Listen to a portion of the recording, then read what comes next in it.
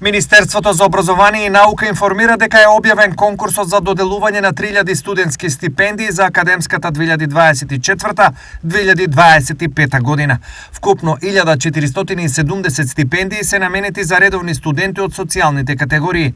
За студентите кои постигнале висок успех во текот на студиите, предвидени се 770 стипендии, додека 85 стипендии се обезбедени за студенти во информатика. Предвидени се 500 стипендии за студентите на природно-математичките науки и кои постигнале просечен успех најмалку 7,65. Сите категории на стипендии се доделуваат за 9 месеци во текот на студиската година и во износ од 6050 денари, со исклучок на стипендиите за студиските програми по хемија, физика и математика, како и за земјоделските, ветеринарните и шумарските науки, кои изнесуваат 18.000 денари месечно.